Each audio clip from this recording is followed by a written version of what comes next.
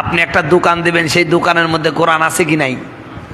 ওজনে কম দিবেন না, খাদ্যে ভেজাল দিবেন না, অল্প টাকার মাল বেশি দামে বিক্রয় করবেন না, এটা কি কোরআনের বিধান নয়?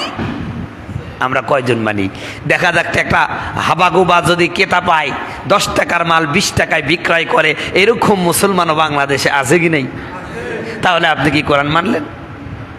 এরপরে শুনেন, আপনি যখন বাড়িতে আছেন, আপনার মাও আছে, আপনার বাবা আছে, আপনার বউ আছে, এখানেও কোরআন আছে কি নাই? স্ত্রীর অধিকার আছে, মায়ের অধিকার আছে, বাবার অধিকার আছে, আপনি কতটুকু মানতেছেন?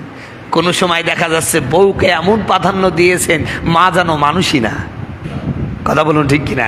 আবার মা বাপকে এমন ভাবে প্রাধান্য দিয়েছেন, বউ যেন আপনার কেউই না। কিন্তু ইসলামের বিধান হলো তুমি তোমাকে বউকেও ভালোবাসবা, মা বাপকেও ভালোবাসবা।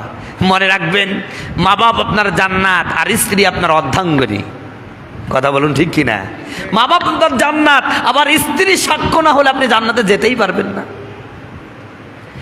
রাসূলুল্লাহ সাল্লাল্লাহু আলাইহি ওয়াসাল্লাম বলেছেন, কোন স্বামী যদি মারা যায় আর স্ত্রী যদি সাক্ষী দেয় আমার স্বামীটা ভালো ছিল, আমার স্বামীটা আল্লাহওয়ালা ছিল, আমার স্বামীটার চরিত্র ভালো ছিল, এই সার্টিফিকেট যদি কোনো স্বামী দেয়, আল্লাহর কসম করে বলি ওই স্বামী আল্লাহর জান্নাতে চলে যাবে। তাহলে স্ত্রীর অধিকারও কম নয়, আছে নাকি? কম নয়।